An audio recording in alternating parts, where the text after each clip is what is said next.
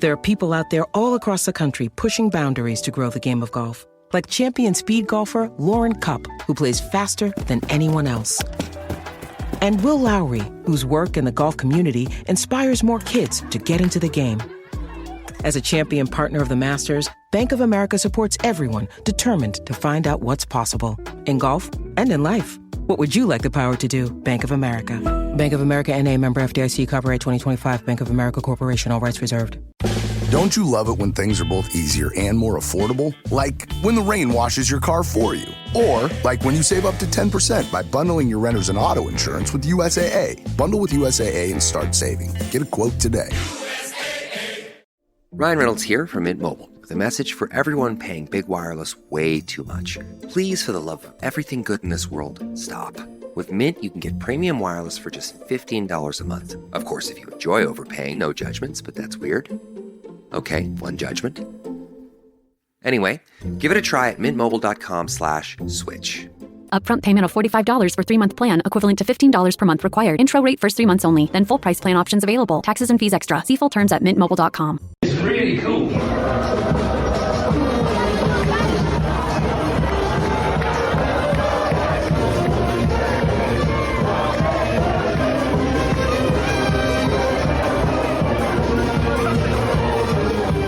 Bonjour, hello, and welcome to the Rosbys Rugby Podcast, your one-stop shop for all things French rugby. Top 14, Pro de Deux, National, the national side, towns, cities, bars, songs, food, wine, everything that makes French rugby so fantastic. And this week, of course, in this bonus episode this week, the European Champions Cup, or Investec Champions Cup, and the Challenge Cup. This is Rob doing the intro. Don't be confused. It's a midweek one.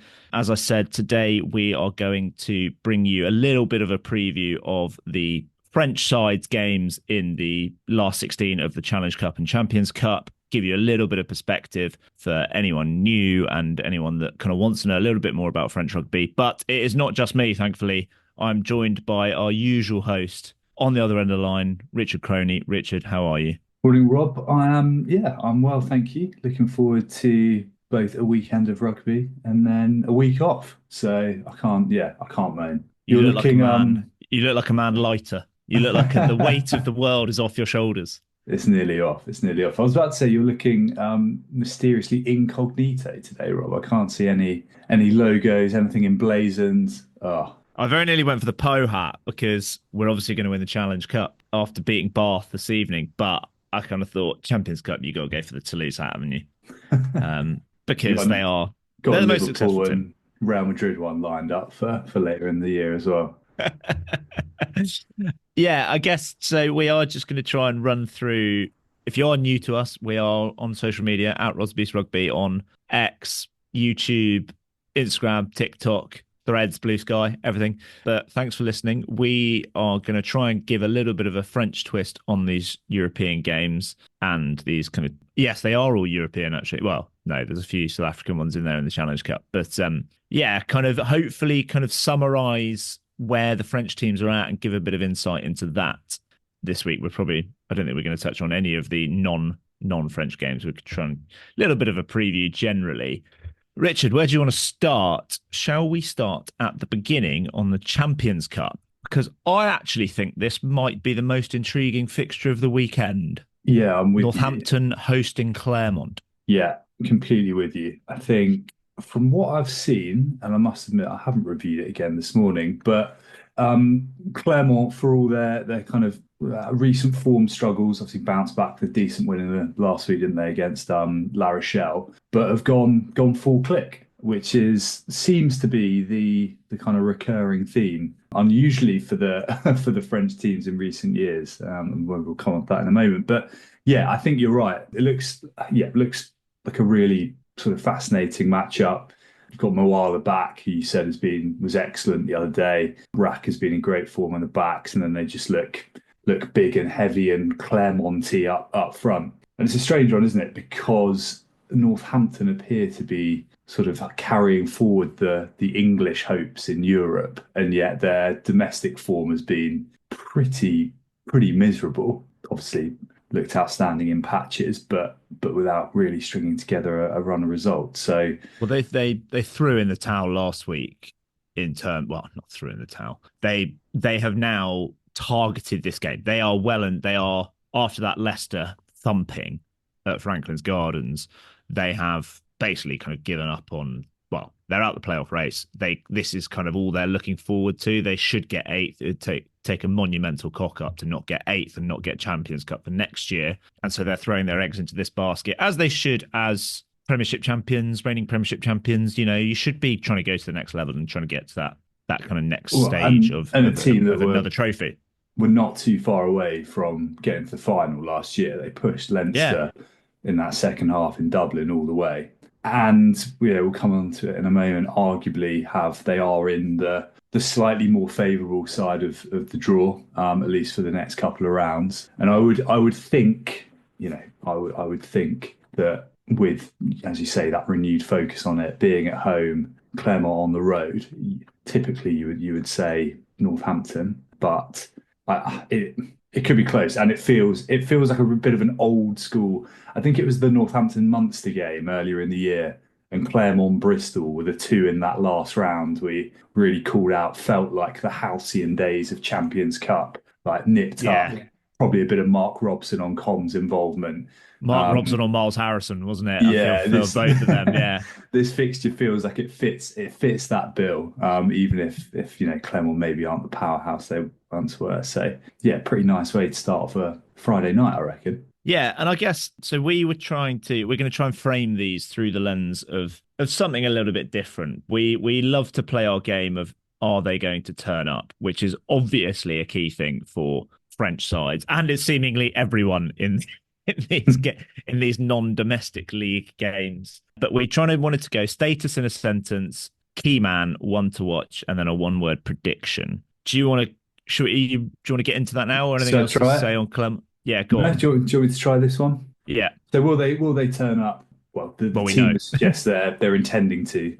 Status in a sentence, have struggled of late, but have stopped the rot. Key man. I'm going to get. I know it's proper rugby pundits always go with the forward, but I think he's been looking ridiculously sharp. You'd probably go Moala. I think you need proper difference makers, and I feel like Alvaretti Raka could do some rabbit from a hat stuff, and that's the kind of thing you need to win away from home. One to watch, Christophe Urios on the sideline, always. Maybe for those who are new to the pod, Thomas Sate in that second row. He's a fantastic old, but player. Really good. Yeah, he's class, isn't he? Maybe if we're going a little bit kind of less familiar, a little bit younger, maybe Tisserand in the back row. He's been really good, isn't he? Proper player. One word prediction. One word. As in which team? Oh, Northampton. Okay. So status in a sentence. I had something. I said looked like they were getting back to the glory days, but have struggled of late. One-dimensional up front, reliant on individual stardust for anything in attack. I think that would probably sum them up. I also had George Moala as the key man. I think because they are a completely different side with him in there, and he's barely played this season, especially during this decline. One to watch. I thought you were going to go for this. I thought you were going to go for Barnabé Massa, but I was going to go for Akaladze or Ojevon. So the front row is 25, 20 and 28. And Akaladze and Ojevon have been mincing a couple of scrums. Massa is great, or was great in the under-20s World Cup. Not quite kicked on quite as quickly as we thought he might do, but showing signs recently. Still so young. One word prediction. Yeah, I'm going Northampton. Yeah. As strong as that, that's a good Clermont team, though. Yeah, agreed. And we get to see that great volcanic kit again. So, oh, yes. Success all round. I guess the next one we wanted to touch on then is kind of at the other end of slightly at the other end of the spectrum in terms of the selection debate, and is actually the next game chronologically, conveniently. Toulon v Saracens. Now, you wanted to talk about the kind of selection stuff going on here. Yeah, so if I read it correctly, basically Saracens they've not said they're going to go full kind of arguably what like Castres did to Saracens and they beat them at Allianz. but they are resting their entire England contingent. So Theo, Dan, Jamie George, Benel, Tom Willis, Maro Itoje, of which 2, Willis and Itoje, are mandatory rest breaks following the Six Nations because they're involved in every game as mandated, I believe, by the... Surely Earl as well. No, because he didn't play. He didn't play in the game at Tottenham. So the other 3 are not mandatory. So I think there's an argument with the lack of games in the Premiership, and I know they played those 2 guys, and particularly Itoje. Like you can see why it's happening. For Willis and Itoje, I think it's just a real shame, unfortunate / I'm still not a massive fan of that rule. You'd like to think there might be other times you could rest them. For the others, I think it's, we went pretty hard when the Bulls sent a pretty gammy side to Northampton, I think it was, in the quarterfinals last year. I think it's massively frustrating, and I think it's crap, to be honest. The Saracens I'm not a huge fan for obvious reasons, but proud European side, a side that, regardless of some slightly patchier form at points this year, still have the quality to mix it with the best. And we've seen Toulon, as fabulous as they've been and as powerful as they look, they have it was a 1-point game against Glasgow. It's only whatever it is 14-15 months ago Exeter under 12s went there and got a win in the group stages. We saw what Harlequins did at Bordeaux last year. And that's the only word of caution, is that maybe that remains to be seen if they've got Gonzalez and McFarland and Christie and guys like that who are such quality operators. But it just leaves a really sour taste for me. There's 3 guys there that don't need to be. And I don't like the way it appears to have almost been done a little bit under the guise of the mandatory rest. And maybe that's a bit unfair, but then those 5 players are not all in the same position. And I just think it's a real shame, and it shouldn't be happening. The Mayol is sold out, which, although we know how much they love their rugby down there, it's not usually a sellout. And I think it's turned like a real showpiece fixture into probably a bit of an also ran. But they might do a Quins at Bordeaux. You don't know. Yeah, because I was at that game last year, and when you saw that there was no Marcus Smith. No, Marcus Smith did play. No Marler and no Kerr. You're like, for God's sake. Come on, lads. So, and then Porter was brilliant and Finn Baxter was brilliant. Yeah. So, especially with Saracens, like how many times down the years have we seen another bloke come out the academy like a Theo Dan and suddenly be an absolute dynamite player? Yeah. I agree. It's a shame. I think I heard Maro Itoje has played every single minute of the last 20 games other than yellow cards he's received, which I don't think. I think he might have received 1 or 2. The ultimate thing about you're right about the within 3 weeks, because ultimately with a stronger side, they might all have a week off next week. So yeah. Right then. Okay. That said, I want to know, let's run through our thing. Are they going to turn up? I think we can both agree that Toulon.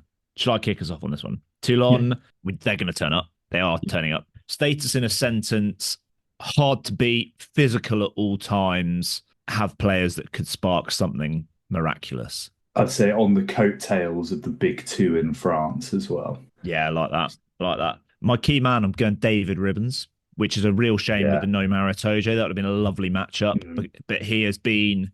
There was an article by Charlie Morgan in the Telegraph. I haven't actually read it yet, but about Dave Ribbons and how much they love him down at Toulon. He has been the standout second row, not just this season, but last season as well, in the top 14. So both seasons he's been in the top 14, which is remarkable. One to watch. We haven't seen the side. I've gone for...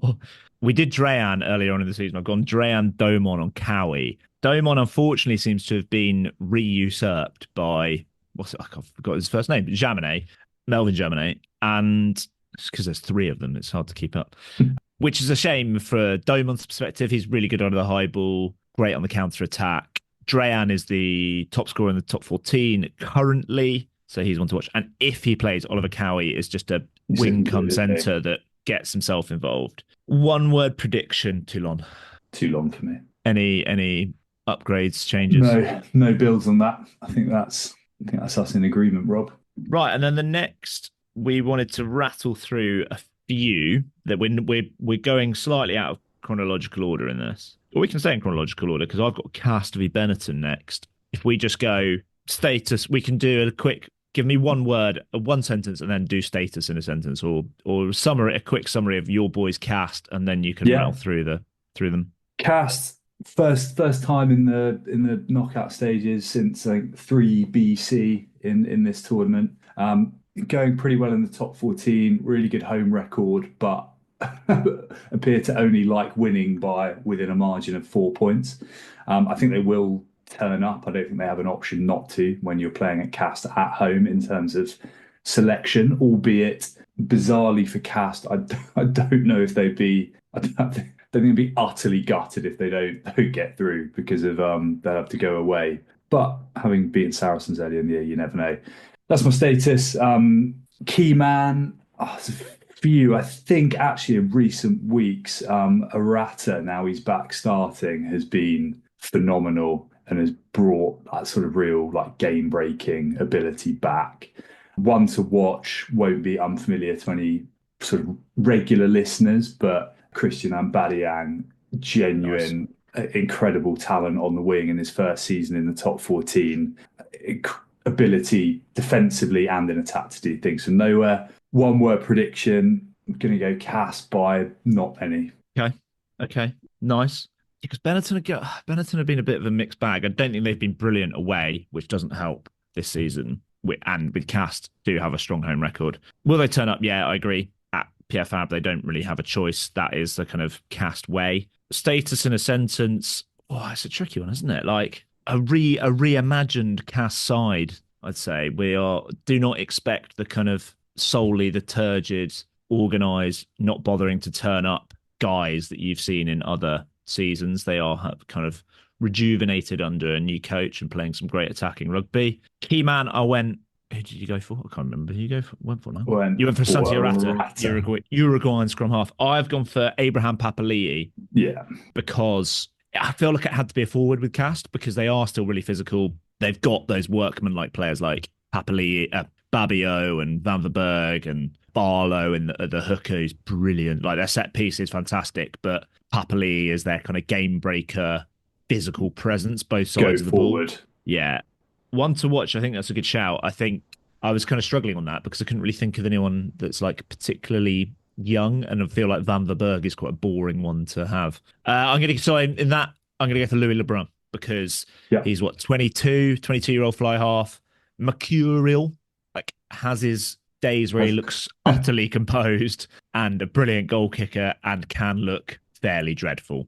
One word prediction, I am going to go Castres. The home record being so tight is interesting, isn't it? Because I think you kind of mentioned on Monday's podcast, kind of they had another narrow win and they kind of got away with it at home to Toulon. Is the kind of home defeat meltdown coming? They've got one bonus point, despite having 11 home wins. They've got one attacking bonus point in those 11 home wins. So, like, is there going to be a meltdown? It could well be in this game. Yeah, like who knows? Castres are capable of a meltdown. I'll give you one bonus. One to watch because it isn't quite as easy if he starts. Teo Shabuni, he's been quite good at 15, pretty young as well. Okay, nice. I've not seen much of him at all. Should we go into the next? We'll go chronologically. The next big one is La Rochelle. No, it's not. It's Ulster going away to Bordeaux. If you are an Ulster fan, you can go to Périgueux on Saturday for their last home game of the season. I think it is. Would recommend. I'd say with these Sunday games. Sorry, it is La Rochelle. I'm going chronologically. La Rochelle v Munster. Thoughts? The Rog Derby. It's the Rog Bowl.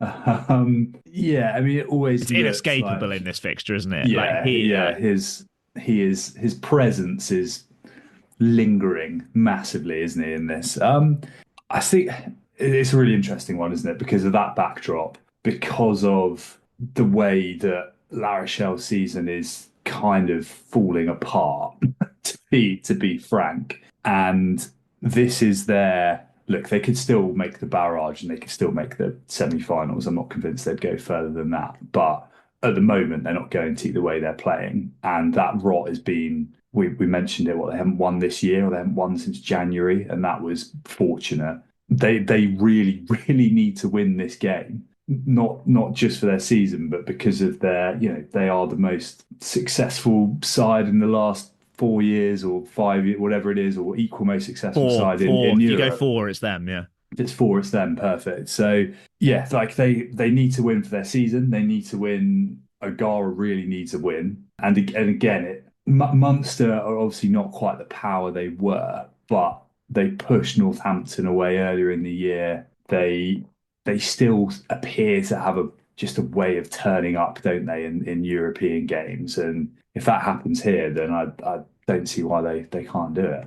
Yeah, I know they had a pretty. I mean, I don't follow the URC messages massively, so apologies. But I know they were pretty patchy earlier on in the season. They got rid of Graham Roundtree. They've then picked up, like, they had some pretty bad defeats. I think they lost away at Zebre, but like they've picked up recently. Zebre are flying this year, though. Yeah, in 15th. They have got 5 wins, but they are second bottom. Yeah, but they have had a couple of defeats to the Scottish sides recently, including at home to Edinburgh, which is not a good result. Back in the Six Nations time, the Irish teams are slightly differently affected. It doesn't feel, on paper, like, you see the fixture, and that is in years gone by, that is a stellar fixture. This isn't a vintage version of either side. It should be for La Rochelle. This should really be like a last dance situation for these guys, because they are getting on. They have been together for a long time. It's definitely the end of their cycle. Quite a few of them are moving on, like Kerbarlow. I now can't think of any others. But like Antonio's 35 now. He's probably got a few more years in him. But it feels like, I think there's a general sense across everyone watching the top 14 that this is the end of the cycle for this great, and you can say great because they won back-to-back Champions Cups, this great La Rochelle side. I think La Rochelle have been rubbish.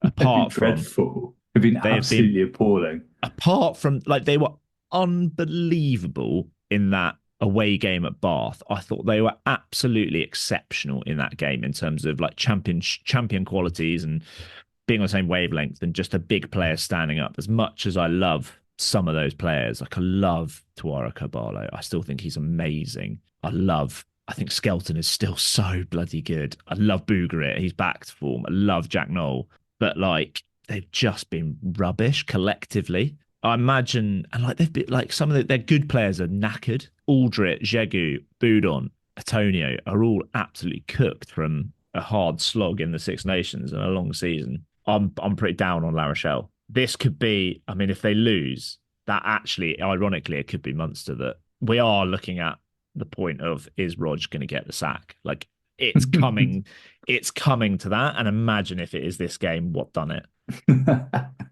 Yeah, will they turn? Go on then, Rich. Rattle through our checklist. Will they turn up? Well, silly selection-wise, they have to. They will performance-wise.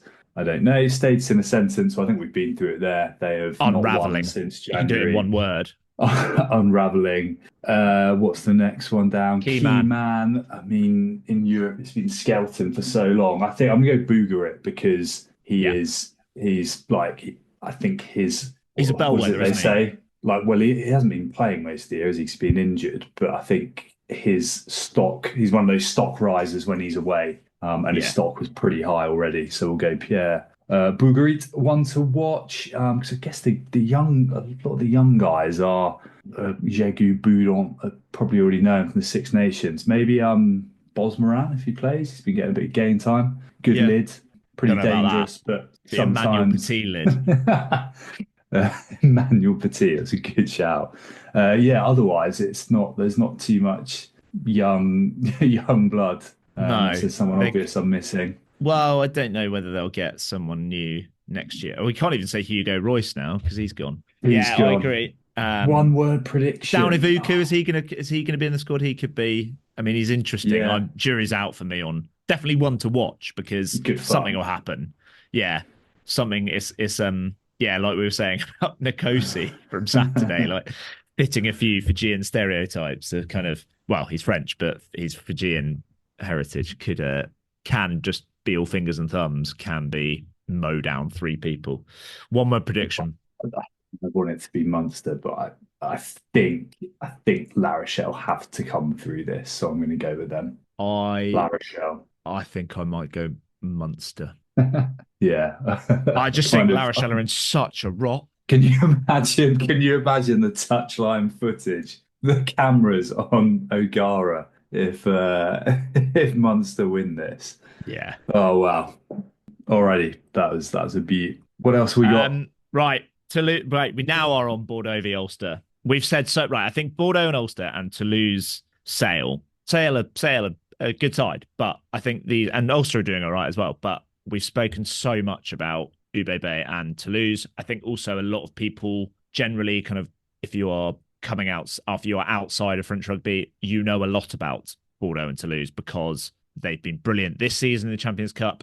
They are between them 90% of the French national side. We know all the players. We know, like, everyone. It's no news now that Louis Bielbarré is an exciting young talent, given he's just won Six Nations Player of the Tournament. So, Bordeaux at home to Ulster. Will they turn up? Yes. Status in a sentence. Largely electric and devastating attacking at all times, but fallibility resides, I'd say. Key man. I've tried to go a little bit different. But I don't know if he's going to play. Rohan Jansi van Rensburg, if he plays. Yeah. If not, the key man is Murfana. But no, the key man is really Luca or Jalibert, isn't it? But yeah, the key man, Rohan Jansi van Rensburg has been their best player for the last two games. My one to watch, I'm hoping he makes it onto the bench or in the starting back row. Timo Mathieu, all-court player, brilliant athlete, loves to run on the outside. Great line out as well. Great line out, quick, strong, powerful. One-word prediction, Bordeaux. Yeah. Any upgrades, changes? No builds on that, but if you're an Ulster fan and you haven't been to Bordeaux, you're going to have a sick time. It's amazing city. Yeah. And go to Comptoir d'Etienne on Saturday night if you're looking for dinner. Agreed. Toulouse at home to Sale. Go on, rattle similar. Similar story. Will they turn up? Yeah, states in a sentence. Best side in Europe and showing no signs of slowing down, I think, is fair enough. They also murdering sides with big scores. They don't have that fallibility, or certainly not as much fallibility in the set piece as Bordeaux seem to have. There is a slight fallibility there, but doesn't matter. Key man. Where do you start? I'm gonna go. You could literally pick 12 players here, but I'm going to go Marchand because he's been immense since he's been kind of back and starting. And if there was one way you might be able to get under the skin of an opposition, it might be to disrupt their line out. And his arrows tend to be pretty good, so I'm going to go Marchand. But you could pick literally anyone. Maybe if Sale's big threat is in the back row with the two Curry boys, then perhaps it's Jack Willis, but they're also good. One to watch. That's a hell of a battle, isn't it? I hadn't even thought about that. Willis v. Curry. Willis times 2. Oh, sorry, Curry times 2. Yeah. Potentially, I think Toulouse will prevail fairly straightforwardly, but it's potentially quite a big game for like a Tom Curry, maybe a Cowan Dickey and Ford with the Lion stuff lingering. Great, if you've got one man, you might be able to wrestle a game away in this sort of circumstance. Perhaps it's George Ford. I still think they'll win. One to watch. I'm going to go with your favourite man, Paul Grau. Just because he's sort of been suddenly vaulted as from the understudy to actually a really key man for Toulouse in their run-in. So keep an eye on him. He's been great this year. Gorgeous blue eyes, so he's definitely one to watch. Piercing blue eyes. One word prediction: Toulouse. Again, though, if you're a Sale fan, you're going to have a good time in Toulouse. You're right on key man. I kind of flitted like, do I go Cross? Do I go Willis? Do I go Kinghorn? Do I go Malia? Do I go Ramos? I think I went for Aki just because I love him, Peter, and he's coming back into some form. He's had a few troubles with injuries. He's just such a classy player. He's the glue in that side, so he is the key man. But then when you were talking, I thought maybe the key man is actually Paul Grau, who is himself a very good player in his own right. He will always be the understudy to Dupont and will pale in comparison to Tony D, but good player. He's quick, he's powerful, and he has a great relationship with Malia. They play really well together. I think we are going to get Malia at 10. I think Entermac is carrying a little bit of a niggle. That's why he hasn't played the last couple of weeks. You're right on Marchand, though. because I also think Malvaca has another week to go on his ban. Yeah, it sounds about right. So I went one to watch Clermont/Lacombe. So whichever one comes on the bench, given that they are third choice hookers, third and fourth choice hookers, whichever one plays, they are both brilliant dynamic ball carriers in the hooking role. And yes, obviously Toulouse will win that. Challenge Cup, the most interesting one. We've got a little bit of time left. The most interesting one here is my boys, Section Palois, at home to Bath, the league leaders of the Premiership. Again, fortunate to have seen the teams come out because that is this evening. Bath have gone basically full noise from what I can tell, apart from Finn Russell, I think, and maybe Spencer.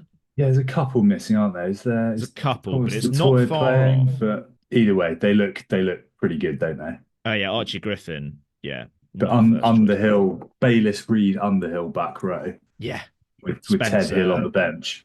Like they're not dicking about, are they? No, it's and Tom Dunn and Benno Urbano. I think that's quite key. Ho, will they turn up? They have kind of turned up. The Joe Simmons injury is huge. They have rested Teo Atasogbe. So they've kind of basically picked the team that they've been picking for the Challenge Cup, which has been decent. The status in a sentence, youthful, exuberant, often quite weak up front, but constantly improving in all areas, I think, generally. Key man, I think, has to be Axel Desperez in this one because of Joe Simmons' injury. He is the top point scorer in the Challenge Cup this season, and they need him to find some form. And the jury's still out on him. I think he's a talented player. He's tiny. I'm intrigued to see how he goes because he's going to be critical to Poe's season. One to watch. Listeners to this podcast will not be news to know that we are fans of Fabien Braubery at 12. Physical, probably going to play for France. One word prediction. Well, 2 words, and they are Section Palois. I like it. Yeah, not much to add to that. I do think, looking at that Bath team, it will be a very impressive result for Poe. So I think head probably says Bath, but not an easy place to go. So very happy to be proven wrong on that. And the other interesting one, Montpellier v Gloucester. You can do Montpellier, rattle through Montpellier. Montpellier won last week, last minute, but a little bit on the slide. Obviously, had a fairly decent start to the season. They are, as ever, reliant on having a genuinely massive pack that can bash teams about up front. So key man in that, pick any of the massive blokes. I don't know if Vunipola will play in this one. So I'm going to go maybe Camera in the back row. He's been pretty good all year. One to watch, Lenny Nucci again. If you this pods, he's a high-class operator. Surprised not to be in that Six Nations squad. One word prediction, I think with the way Montpellier season's going, they have to win this, and they've targeted the Challenge Cup before as well. Yeah. So I think that will be enough, and they will come out on top of Gloucester. Yeah. Key man for me, whichever one plays 10, either Hoggy or Hugo Royce. We're not going to touch on the others because no one really cares. South African teams won't care. But follow us. Enjoy your weekend of Challenge Cup, Champions Cup action. It's a brilliant weekend. Follow us. Give us a review. Tell your mates. But we have been Rosbeast Rugby. Richard, au revoir. Au revoir.